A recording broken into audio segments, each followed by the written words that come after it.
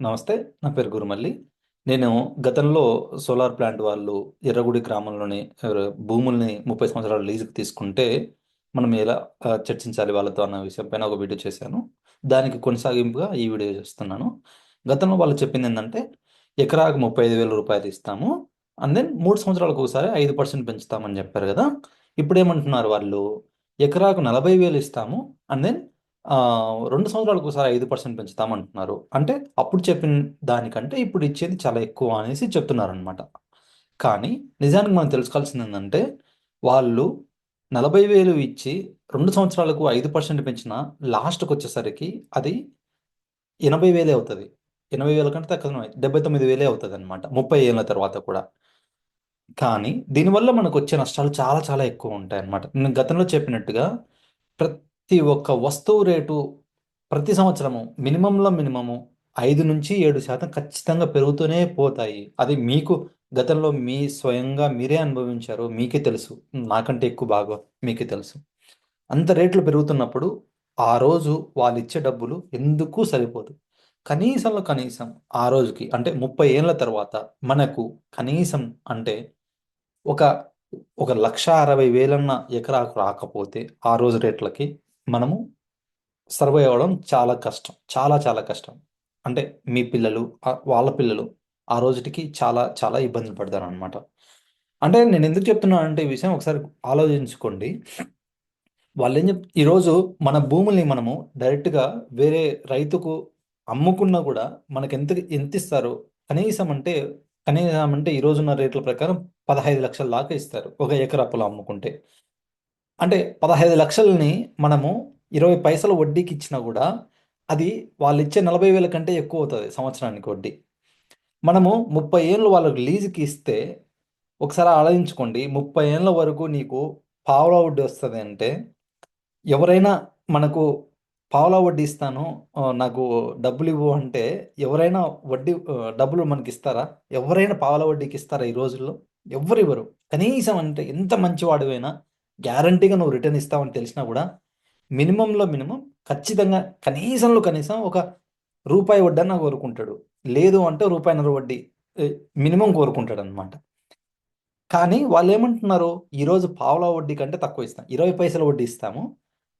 ఆ రోజుకి గూడా 30 ఏళ్ల తర్వాత గూడా 15,00,000 అనుకున్నా గూడా భూమి రేటు, అప్పుడు గూడా ఎంతిస్తామంటున్నారు? రూ. 0.5 వడ్డీ ఇస్తామంటున్నారు. రూ. 0.5 వడ్డీ ఏసినా గూడా 90,000 అయితది. వడ్డీనే. 15,00,000 రూపాయలకి రూ. 0.5 వడ్డీ యేసుకుంటే సంవత్సరానికి 90,000 అయితది. కానీ ఆ రోజు అంటే 30 ఏళ్ల తర్వాత గూడా వాళ్ళు ఎంత ఇస్తామంటున్నారంటే 80,000 ఇస్తామంటున్నారు. మీరు ఎంత నష్టపోతున్నారో ఆలోచించుకోండి. ఇదొక్కటే గాదు. అంటే నాకర్థమవుతుంది. ఈ ఈరోజు మనకు పె పెట్టుబడులు ఎంతవుతున్నాయి? దాని నుంచి వచ్చే లాభం ఎంత? కానీ మహా అయితే 15,000 కంటే ఎక్కువ రావట్లేదు. వీళ్ళు ఒకేసారి 40,000 అంటే చాలా ఎక్కువ అనిపిస్తుంది మనకు. కానీ దీంతో ఉండే నష్టాలేంటంటే, ఈరోజు భూమి ఇస్తే 30 ఏళ్ల వరకు మన భూముల్ని మనము ఏమి చేసుకోవడానికి ఉండదనమాట. 30 ఏళ్ల తర్వాత ఇంతమందికి వ్యవసాయం వస్తదో కూడా తెలీదు ఫస్ట్‌లీ. ఇంకోటేందంటే మన భారతదేశంలో ఎక్కువ సిమెంట్‌కు ఉపయోగపడేటువంటి రాయి దొరికే ప్రాంతం మనది. మనకందరికి తెలుసు. మన చుట్టుప్రక్కల గ్రామాలన్నీ సిమెంట్ ఫ్యాక్టరీలకు వెళ్ళిపోయాయన్నమాట. అంటే అవి ఖచ్చితంగా కొద్ది రోజులకు ఆ సిమెంట్ ఫ్యాక్టరీలో ఉన్న రాయంతా వాళ్ళు తీసేసుకుంటారు. అంటే మళ్ళీ ఇంకా సిమెంట్ ఇంకా పెంచాలి అంటే వాళ్ళు ఖచ్చితంగా ల్యాండ్ కొనాలి. ఆ ల్యాండ్ ఎక్కడంటే అక్కడ భూములు కొనడానికి ఉండదు. ఎక్కడ భూమి కొన్నా కూడా అలాంటి రాయి దొరకదు. ఆ రాయి దొరికేది మళ్ళీ మన మన ప్రాంతంలోనే. అంటే ఖచ్చితంగా మన ఊరు లేదా అనంతపురం లేదా నాగిశెట్టిపల్లి ఈ ప్రాంతంలో ఉన్న భూములు కొంటేనే ఆ రాయి పడతది. ఆ రాయి నుంచే వాళ్ళు సిమెంట్ చేయగలరు. అంటే 30 ఏళ్ల వరకు మన భూముల్ని మనం అమ్ముకోలేము ఎవరికీ. సరే. వేరే వాళ్ళకి అమ్ముకుందాము అంటే రైతులకే అమ్ముకుందాం అనుకున్నా గూడా, ఎవ్వరైనా ఆలోచించుకోండి 30 ఏళ్ల వరకు ప్రతి సంవత్సరం నువ్వు భూమి కొంటావు. 30 ఏళ్ల వరకు నువ్వు ఎవరికీ అమ్ముకోవడానికి ఉండదు. మహా అయితే అమ్ముకోగలదు తప్ప దాంతో ఏం పండించేది ఉండదు. ఏం చేయడానికి ఉండదు. అలాగని సిమెంట్ ఫ్యాక్టరీలకి ఇచ్చేది ఉండదు. నువ్వు ప భూమి కొన్నందుకు నీకెంతిస్తామంటే 20 పైసలు వడ్డీ ఇస్తాము. పావలా వడ్డీ ఇస్తాము అంటే ఎవ్వరైనా కొనడానికి ముందుకొస్తారా ఫ్యూచర్‌లో? ఈరోజు భూములు ఎందుకు కొంటున్నారు? అంటే ప్రధానంగా భూమి కొంటే రేటు పెరుగుతుంది. లేదు అంటే రేపొద్దున సిమెంట్ ఫ్యాక్టరీలకు అందుకెళ్తే ఇంకా ఎక్కువ రేటుకు పోతాయి అనవసరం. ఇలాంటి కారణాలతో ఉంటున్నారు. 30 ఏళ్ళ వరకు నువ్వు సిమెంట్ ఫ్యాక్టరీలకు అమ్ముకోలేవు. 30 ఏళ్ళ వరకు నీకు పావలా వడ్డీ కంటే తక్కువ ఇస్తాము అంటే ఎవరైనా ముందుకొస్తారా కొనడానికి? మీరు ఆలోచించుకోండి. చాలా చాలా నష్టపోతున్నాం అనమాట. అంటే ఈ రోజుటికి వాళ్ళు ఇచ్చే డబ్బులు ఎక్కువ అనిపిస్తుంది కానీ దానివల్ల చాలా చాలా ఎక్కువ నష్టపోతాము. దయచేసి అంటే సోలార్ ప్లాంట్లకు ఇచ్చినప్పుడు మనం బెనిఫిట్ అవ్వాలి ఖచ్చితంగా. అంటే మినిమంలో మినిమం ఎంత హీనం అనుకున్నా కూడా 40,000 ఇస్తాము అంటే వాళ్ళు ప్రతి సంవత్సరం 5% పెంచాలనేసి ఖచ్చితంగా 5% అన్న పెరిగేలా మనం అడగాలన్నమాట. 5% ప్రతి సంవత్సరం పెంచితే ఏమవుతుందంటే 30 ఏళ్ళ తర్వాత అది 1,60,000 అవుతుంది. అలా కాకుండా వాళ్ళు 2 సంవత్సరాలు ఒకసారి 5% పెడితే అది 80,000 అవుతుంది. 80,000 కంటే తక్కువ 79,000 అవుతుంది. దానివల్ల మనం చాలా నష్టపోతాం. అదే ఫర్ ఎగ్జాంపుల్ మనకు ఆ 40,000తో 7% అడిగినాం అనుకోండి, అప్పుడు దాదాపు 30 ఏళ్ళకు అది 2,24,000 అవుతుంది. మనం ఖచ్చితంగా 7% కోసం మనం ప్రయత్నం చేయాలి.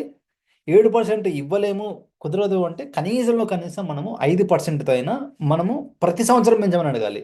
వాళ్ళు 2 సంవత్సరాలకు ఒకసారి పెంచుతా ఉంటుంది కదా, 2 సంవత్సరాలు అయితే 80,000 కూడా కాదు, 80,000తో మీకు పావలా వడ్డీ కూడా రాదు. దానివల్ల చాలా మీ పిల్లలు ఇబ్బంది పడతారు. ఇంకోసారి చెప్తున్నాను, చాలాసార్లు పదే పదే ఎందుకు చెప్తున్నాను అంటే దీనివల్ల ఎక్కువ నష్టపోయేది మనమే అన్నమాట. అంటే మనకెవరు భూములు 30 సంవత్సరాలు రాజకీయ నాయకులు కొద్దిమంది ఏం చెప్తున్నారు అంటే మేము రేపొద్దున మళ్ళీ మీ దగ్గరికి రావాల్సిందే, ఓట్లు అడగాలంటే కాబట్టి మేము మీకు అన్యాయం చేయము, మీకు నచ్చితేనే చేపిస్తామంటున్నారు. కానీ మనం గుర్తుపెట్టుకోవాల్సింది ఏంటంటే రాజకీయ నాయకులు లాయర్లను కూర్చోబెట్టి మాట్లాడితే లా పాయింట్ తెలుస్తాయి తప్ప ఆర్థికంగా మనం ఎంత నష్టపోతున్నాం అనేది లాయర్లు చెప్పలేరు. అది చెప్పాల్సింది ఆర్థిక శాస్త్రవేత్తలు, ఆర్థికవేత్తలు. ఆర్థికవేత్తలను కూర్చోబెట్టి ఈరోజు 40,000 ఇస్తున్నారు, వాళ్ళు 2 సంవత్సరాలకు 5% పెంచుతామంటున్నారు, ఇది నిజంగా న్యాయబద్ధమైందేనా అన్నది చెప్పాల్సింది న్యాయ వ్యవస్థ కాదు, ఆర్థిక వ్యవస్థ. ఆర్థిక నిపుణులు ఎవరిని కూర్చోబెట్టుకొని మాట్లాడి నిర్ణయాలు హెల్ప్ చేస్తే మనకి అది రాజకీయ నాయకులు మంచి చేసినట్టు అవుతుంది. అంతే తప్ప లీగల్ పాయింట్లు ఒకటి, లీగల్ పాయింట్ అవసరమే, లీగల్ పాయింట్తో పాటు ఆర్థికంగా మాట్లాడే వాళ్ళు కూడా కావాలి. ఈ పాయింట్ మనము మిస్ అవుతున్నాము. దయచేసి ఈ విషయంలో మీరు త్వరగా నిర్ణయాలు తీసుకోవద్దు.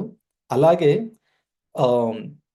మనమే ఒకవేళ మనము భూముల్ని 30 ఏళ్ళ వరకు ఇచ్చామనుకోండి, దానివల్ల ఇంకో నష్టం వచ్చేది ఇది కూడా ఉంది అన్నమాట. ఇప్పుడు తెలంగాణ గవర్నమెంట్ చూసుకున్నామంటే ప్రతి రైతుకు ఎకరం పొలం ఉంటే ఎకరాకు కొద్దిగా అమౌంట్ ఇస్తుందన్నమాట, కొన్ని వేలు డబ్బులు ఇస్తుందన్నమాట. అలాగే రేపు ఫ్యూచర్లో కానీ అది ఎవరికైనా కౌలుకి ఇచ్చినాం అనుకో, కౌలు రైతుకే ఇస్తామంటుంది తప్ప ఈ భూమి పట్టాదారుడైన రైతుకు ఇస్తామని చెప్పట్లేదు గవర్నమెంట్. అంటే రేపు పొద్దున ఆంధ్రప్రదేశ్ గవర్నమెంట్ కూడా ఆ విధంగా ఇస్తామంటే కౌలు రైతుకు బెనిఫిట్ అవుతుంది తప్ప మనము ఓనర్ అయినప్పటికీ గవర్నమెంట్ నుంచి వచ్చే స్కీమ్లు ఏవి మనకు రావు అనమాట. ఈరోజు గవర్నమెంట్ బహుశా మనకి ఇచ్చేది డబ్బులు 20,000 అంతకంటే తక్కువ ఉండొచ్చు. కానీ ఫ్యూచర్లో ఖచ్చితంగా గవర్నమెంట్ నుంచి స్కీమ్లు ఇంకా పెరిగే అవకాశం ఉంటుంది ఒకటి. రెండోది, ఈరోజు మనకు వర్షపాతం అందుకు చాలా తక్కువ నిజమే. కానీ ఈరోజు టెక్నాలజీ అనేది చాలా పెరిగిపోతుంది. రేపొద్దున టెక్నాలజీ పెరిగి ఇప్పుడు కొన్ని దేశాలు, ఇజ్రాయెల్ లాంటి దేశాలు మనకంటే తక్కువ వర్షం పడుతున్నా కూడా వాళ్ళు బ్రహ్మాండంగా పంటలు పండిస్తున్నారు. అలాంటి టెక్నాలజీ మన దేశంలోకి వచ్చి మన ప్రాంతంలోకి వచ్చిందనుకో, మనం ఈరోజు మనకు 15,000 వస్తుంది ఎకరాకి. ఆ రోజు 50,000, 70,000, 80,000 వచ్చినా కూడా ఆశ్చర్యం లేదు అన్నమాట. అంటే దానికి పాసిబిలిటీ ఉంది. ఆ విధంగా మనకు చేసుకోవడానికి కూడా ఫ్యూచర్లో ఇంకా 30 ఏళ్ళ వరకు వీళ్ళకి ఇచ్చేస్తే మనం ఏమీ చేసుకోవడానికి ఉండదన్నమాట. అర్థమవుతుందా? ఇవన్నీ ఒకసారి దృష్టిలో ఉంచుకోండి. దయచేసి ఎకరాకు 5% కంటే తక్కువ ఇస్తామంటే ఎట్టి పరిస్థితుల్లోనూ మీరు ఒప్పుకోవద్దు. జై హింద్.